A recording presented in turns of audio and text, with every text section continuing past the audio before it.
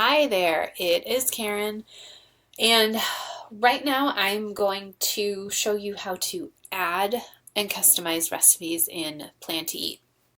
So right now you can see on my screen that I am logged into Plan to Eat. It is totally empty.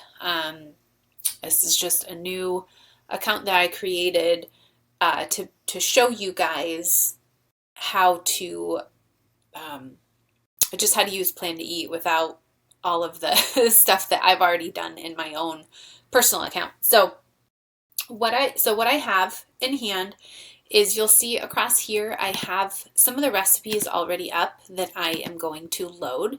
And these recipes are from my weekly menu number 2. So I've already written that out. And now I'm just going to basically go through and I'm looking at my breakfast, and I have veggie muffins and overnight oats. So those are pulled up right here. Those are the 2 recipes for breakfast that I'm going to upload. And then I've got some lunch. Then I get into snacks and my dinner. And then, so what you have to do first, this is kind of the really fun, cool thing, is installing this recipe clipper. And so I click on this button, and then it has, depending on what your needs are, what browser you're using, what device you have, whether it's an Apple or it's Android. I guess Apple is iOS, but Apple or Android. And so you'll pick what you want to do. So I'm just going to do the bookmark for your desktop. And here are the instructions. So make sure that your bookmarks or favorite tabs is visible. So show bookmarks, and then so there's that tab, and then so you just drag this over here, and there it is.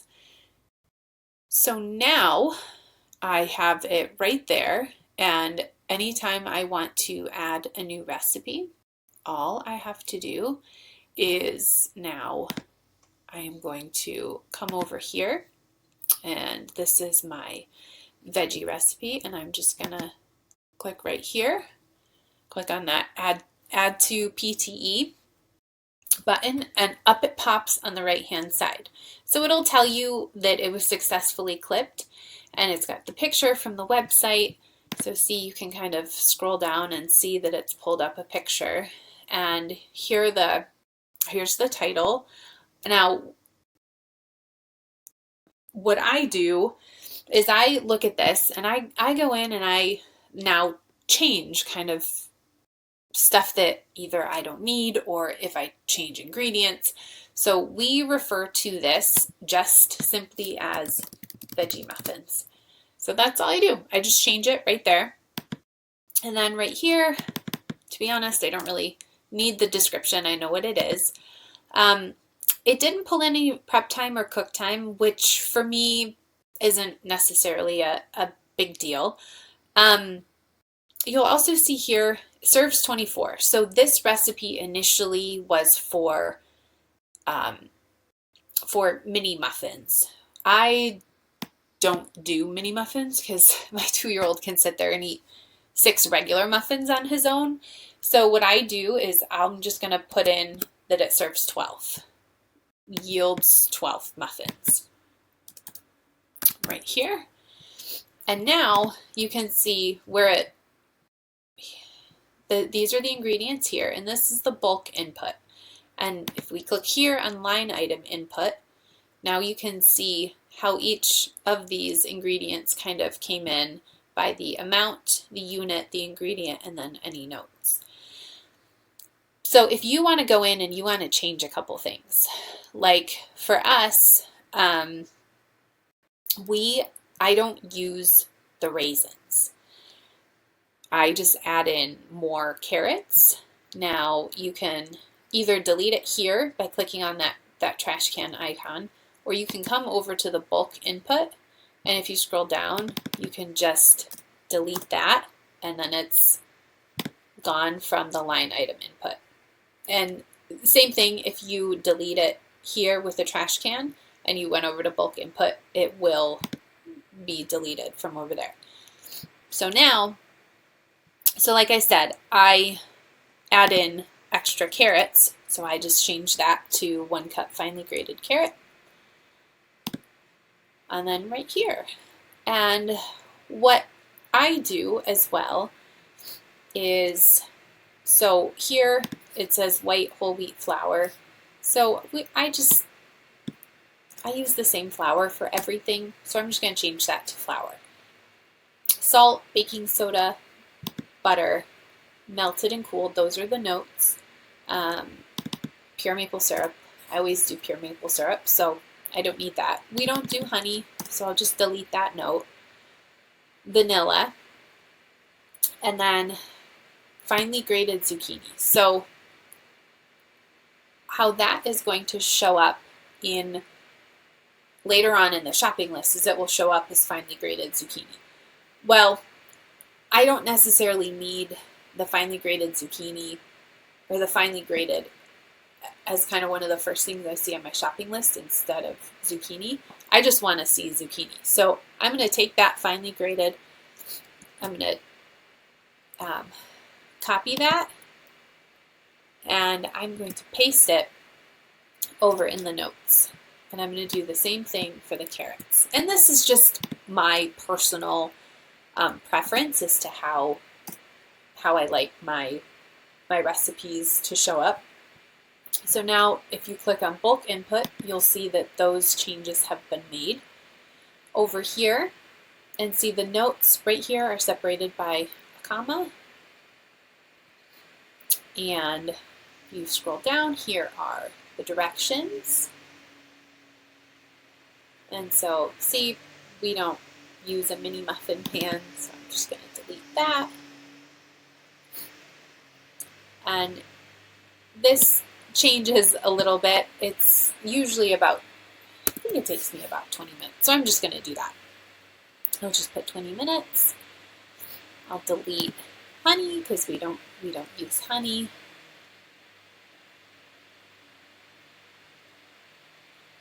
Oh, mini muffin pan. Sorry, I kind of started from the bottom here. And actually here I use muffin liners. So that's another thing that I'm going to put in my line items. So I can't tell you how many times I've gone to bake and I've forgotten muffin liners. So this recipe serves 12, so I need 12 muffin liners. And now, every time I go to make that recipe, it will prompt me that I need to buy or make sure that I have muffin liners. And you can do that for anything. And see, it's right here. So I'm going to go back to the directions. And that's fine. I don't really need that. Okay. So then we've got that all loaded. Here we go. And now what we do here then is now I just click save. And there it is. It's all loaded in. And so once it's saved, see the original recipe serves 12 right here. And scaled, because my kids can eat a lot of muffins, I always cook, I always double my muffin recipes. So right here, I'm going to change this to 24 muffins, and it automatically scales the recipe. So because I've scaled it, when I save it, which I just saved it there, it will automatically show up in Plan to Eat as serving 24. So when I go to add this later on to my meal planner and then my shopping list, it will put 2 cups of flour on my shopping list, 1 teaspoon cinnamon. It has all of that adjusted there. So one thing that I forgot to also do too is with the maple syrup, because I took out the drier raisins and I put in some wet carrots, I actually reduced the amount of maple syrup here.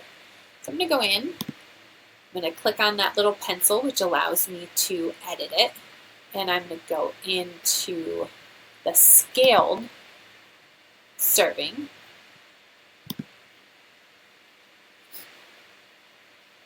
Well, I guess it doesn't let me do that in here.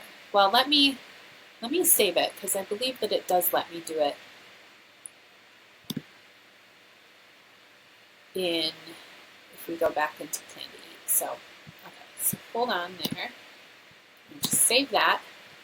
Okay, so now this is saved. Now the course is breakfast. I can add tags to it if I wanted to add like a kid-friendly tag, allergen-friendly breakfast. I can add that. And then you can also, you can add as many tags as you want. It's not gluten-free, but but easy. So you can add all those tags and just make sure that you save everything each time. And you have all of the nutritional info if you want it. And then obviously if you don't want to save, then you just click that X button. Okay, so now all of that is saved. So now I'm going to go back in here. I'm going to click on my recipes. And look, there is the veggie muffins right there. So now let's see if I can go in. Yeah, so now that I have it. Okay, so what I do is, because I reduced the maple syrup, I forget what that conversion is. I usually reduce it, the 24 muffins, I would reduce it down to 3/4 of a cup. So I think if I do 3/8 of a cup maple syrup here, save that. Yeah, it scales. See, it scales over here to 3/4 of a cup, and that's actually how much maple syrup I use. So you can leave it as is. You can go in. You can kind of change stuff, remove stuff as much as you want to edit a recipe. So there is that one. I'm gonna just pause this for 1 second, and I'm gonna pull up another recipe, and then we'll do one more. Okay, hold on 1 second. Okay, so the second way we're gonna add recipes is to import from the web. So I'm gonna click right here on this button, and I can search here. I can search here for overnight oats and see what it comes up. And it will come up for recipes from all sorts of various, it's just a Google search. But let's just say I didn't have the clipper installed. I would copy this, the web URL right here, and I would just go back in here and just paste it, and then search for it, and it successfully pulls up the recipe. And so then I can go in and I can make all of my updates just how I want them. So I'm not going to go through all of the updates right now, but you saw how I did it on the other recipe. And so here, prep notes too, you can add a prep note here, and it will, if you were to, I'll show you how to do this later, but if you were to add your meal plan to a calendar that you use, like your iCal feed, it will also include the prep note, so it will kind of trigger you, oh gosh, I have to pull out the frozen chicken or whatever, which is a really cool feature. So right now I am just going to go ahead, I'm going to save that recipe, and it's right here. And then so see, it comes back up in my breakfast course right there. And so now let's say we wanted to add a recipe by hand. So I have my mom's pumpkin bread recipe right here. which is one of my favorite indulgences. Everybody loves it. So here, I'm just going to type in pumpkin bread. Let's just say sources from my mom. Prep time, cook time, if you want to add that in, you most certainly can. How many does this serve? That, you know what, that is a very good question. It doesn't serve very many in my house because everybody eats so many. But let's just say it should probably serve 12 people. And then it's 1 loaf. And so now, because I am pulling it from this, like a Word document, so I would go over to the bulk input. I'm going to go over here, and I'm just going to copy all of the ingredients.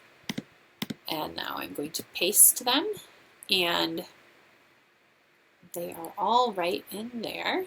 And as you can see, if we were to go over to the line item, there is everything all listed out as you need it, and you can kind of look and see, do I need to adjust anything? So like for us, my daughter she's not allergic to all nuts, but she does have some nut allergies. But I've never liked nuts in my breads or my desserts, so I've never put them in even before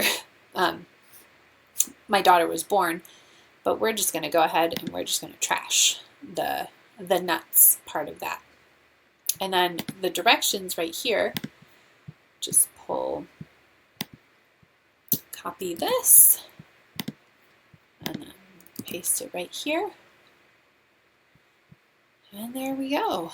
There is everything. So just make those changes. And see, it even kind of separates out the lines. It adds in a little line break right there. And so I can add, I guess this is technically breakfast. It's kind of dessert. It is a bit of a treat. We eat it anytime. As long as it's there, we eat. So let's click save. And then we have that saved right there. Now we've got another breakfast recipe. Okay. Now, importing recipes from a file. I don't have any to show you, but if you are using, like there are some other apps, like Paprika is another app. So you can, if you use that one and then decided to use Plan to Eat, you can upload recipes from there. There are some other formats that you can do it, and then you just click import. So back to my recipes. And then you can share your recipes with friends. So you can invite people to use them, which is a really cool way to do it. Another thing that you can do with the recipe clipper is if you were to go over to Pinterest and you had a recipe. So you would click on, so here I had just searched for roasted carrots. And okay, so I click on this pin and it opens up. And you can see it has ingredients listed here. So as long as a pin has as long as the author of the pin included the ingredients in the pin, you don't have to click through to the actual post. You can come over here and you can click add to PTE, and it should bring it up for you.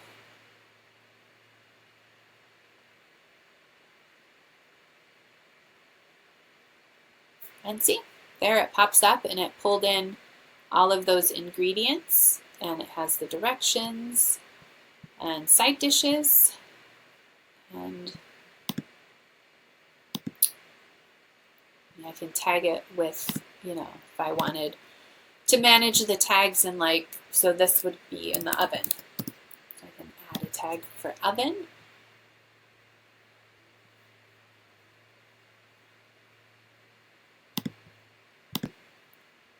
So now I just tag it as the oven, so I know that side dish is going to go into the oven. And I can just click save changes, and there we go. There it is. So now this, if I go back to my recipes over on the left-hand side, it is listed under course side dishes. And say you have another friend who's using Plan to Eat. So you can come over to the left-hand side over here and click on Friends. And so my one friend right now is the Plan to Eat blog. But if they grant me access to, or like another friend, you can, if they grant you access, you can see their recipes as well. So you can go in and you can click on chocolate coconut fudge, and it'll pop up, which is really cool. And let's just say it's a recipe that came from a different, so like from a blogger's website. So I had saved the overnight oats. If I share overnight oats with you, all you'll see are the ingredients, and then it will have a link to the source. So you would then have to go actually to the blog to get the directions. And that's kind of how they protect copyright for the blog owners, and especially these blog owners who are making money based on traffic to their site. And so we want to protect that as well. But then once you go there, you can save that into your own account, save everything in there. So let's just say you have a recipe in here that you don't want to share with other people. You can come over here, and this is that little, I guess it's an eye. This will, see if you scroll over and it little pops up, hide from my recipe book. So if we click that, it says, are you sure you want to hide this recipe? We confirm. And now it's hidden from your recipe book, and you can unhide it. Actually, I'm wrong. This is if you just want to hide a recipe. Let's say it's just something that you're not making anymore. You can unhide it there. This is where, sorry, this little a lock here. This is the privacy setting. So you can lock that, and now people won't be able to see that recipe. Okay, so let's say you just want to totally delete a recipe. You can click here on the trash can right there, and it says remove recipe, and that'll remove it for you. Or you can actually go into the recipe itself and see right here where it says delete, and you can go ahead and click confirm and see it says here you can restore it, or right here click off of it, and it's no longer showing up here. Okay, you can change the viewing format of your recipes. So you can click here, and you can kind of see it by line or by grid here with larger pictures.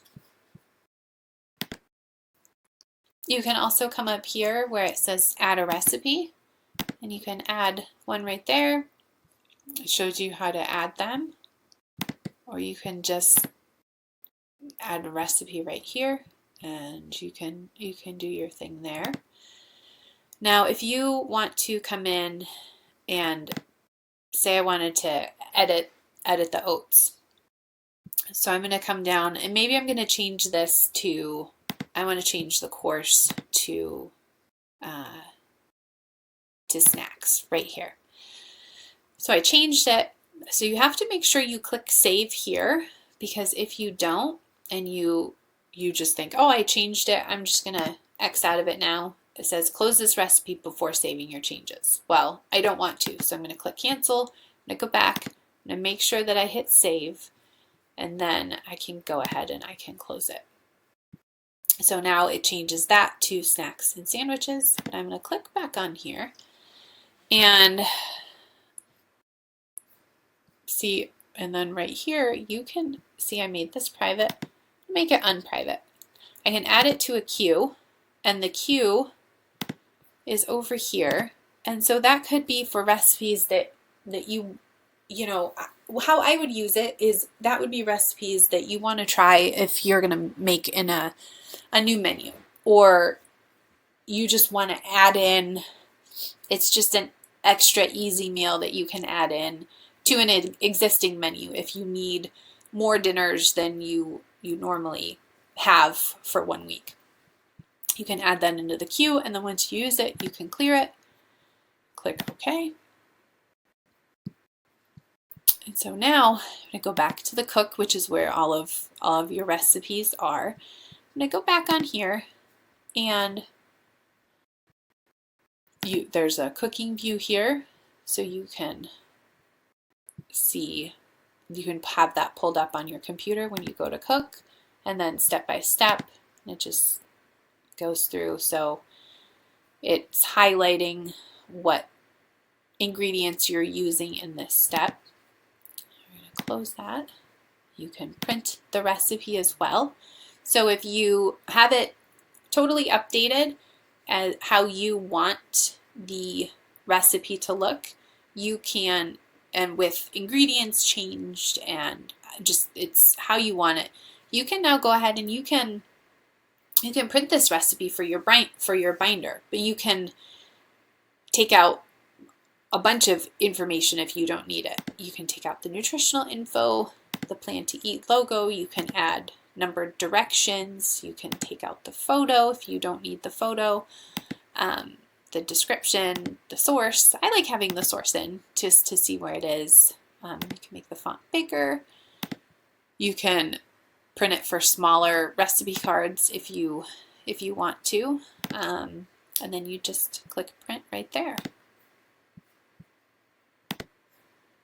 And if you want to share this recipe with somebody maybe who's not on Plan to Eat, you can email it, you can pin it to Pinterest, you can share it on Facebook, and then you can also, if it's your own recipe, yours that you created, and you have a blog and you want to share it, you can go ahead and share it on the blog. I'm not going to get into how to do that right now.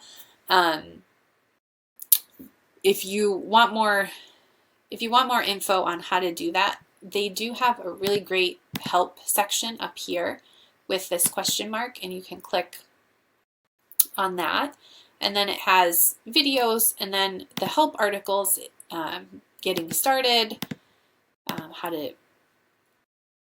use it with your apps, and then recipe book, add, gather, and share, so you can find more in this help section right over here.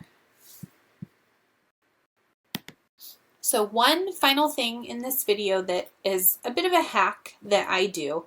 So on my menu, as I'm looking at it, I'm looking at lunch. I have turkey, cucumbers, bell peppers, quesadillas, sun butter and jelly sandwiches, and broccoli salad. So the broccoli salad I already have a recipe for that I will go ahead and I will add. And for turkey, it's not really a recipe. I just literally buy packaged turkey from Trader Joe's. So that I would just add to my planner, which we'll get to in a future video. But something like quesadillas. So in the past, when I created a shopping list, I would have just written out quesadillas and shredded cheese. But on here, I'm actually going to make that a recipe because I don't want to have to add quesadillas and shredded cheese and remember everything that goes into that. So I'm going to go here and just simply add my own recipe. And down here, let's just say 1 tortilla, and then let's say 1/2 cup shredded cheese. And there's my recipe for 1 tortilla. And so I will add it for My course is lunch. And I don't need directions. I just do this so I don't forget an ingredient to make quesadillas when I add it to my meal planner. So I'm just going to save my changes, and there it is. And so now I have a quesadilla. I could take a picture of a quesadilla and upload it if I wanted to, or not. And I also do this for, for cereal. I will create a recipe for cereal, and it just says, like whatever, 3/4 cup cereal, not even a specific cereal. I just know to buy cereal, and then half a cup of milk, or whatever. And that triggers me to buy cereal and milk, and not forget, one or the other. And I also do that for coffee. I have a recipe on my personal one for coffee because I need the coffee. I also need coffee filters, and I need creamer. I put half and half in my coffee. So rather than forget, because we would forget a lot of times, we forget the coffee filters. And so we had plenty of coffee. We had creamer. I had that on my list. And then, halfway through the week, all of a sudden it was, oh shoot, we don't have any more coffee filters. So now I create a recipe and it triggers me. I don't need to buy coffee filters most weeks, but it triggers me every time now because it's on my shopping list, because it's part of my recipe that I add to my planner. And, I do it, waffles. For ease, I do buy frozen waffles, and my husband eats them with maple syrup. So I have a recipe for waffles and maple syrup toast. It's, bread, butter, jelly, and cinnamon, because sometimes Ryan will do jelly, sometimes he'll do cinnamon. So it's just all there. So I know to have that on hand. And it's just easy. So it's also not clogging up my menu planner, which we'll get to another time, but it's not clogging up my, my breakfast menu right here on March 24th, with just a whole bunch of extra ingredients. I can just, come over here and just drag and drop quesadilla to lunch, and it's there. It's not going to have separate ingredients. We'll get to that later, how to drag recipes, but I think that hack is real helpful for any food that you're going to eat that requires more than one ingredient. Make it a recipe, so you don't forget anything that needs to go in it. So one of the things I have on breakfast is, it's just kind of something that I put together, but it's eggs over cauliflower rice. But I add everything but the bagel seasoning, and I add avocado, and I add goat cheese. So I made that a recipe for myself, even though I don't have it written down anywhere. I don't necessarily know how much of any of that I put on. I don't know. I just sprinkle the everything but the bagel seasoning on there. But I know to make sure every week that if that's on my menu, I have the recipe, and I'm going to have all those ingredients to make the eggs and the cauliflower rice. Now the same goes for something like steamed green beans, which is on my menu this week. So for steamed green beans, what do I need? I do frozen green beans, and then we steam them on the stove, and then I add olive oil and I add salt. So I will create a recipe, right here, and it'll just be steamed green beans, and serves, let's just say 4, and I buy 1 bag green beans, Now let's just do 1 tablespoon olive oil, and then let's say a half, I don't even know, I just sprinkle on salt, but a half teaspoon of salt. And there is my recipe. And I add my course, cuisine, there's no course there, or no cuisine there, and then I save those changes. And so now, next time I add steamed green beans to my planner, and it creates, and Plan to Eat creates my shopping list, it will add olive oil and salt, so I know that I have to have that. And olive oil and salt, you know, those are staples that I don't buy every week, but I still like to have them on my shopping list, so I know that even though I'm not buying them every week, it triggers me to look to make sure that I have enough.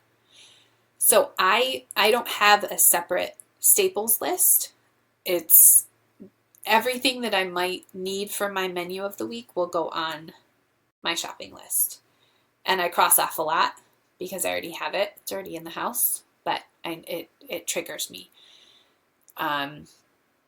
We'll talk about that later. But yeah, so this is how you add recipes, how you personalize them for yourself. And if you need any help, if you have any questions, you know, you can refer back to this video, and you can also go up to this question mark up here with the help. And then Plan to Eat also has a lot of great videos as well. Thank you. On to the next video.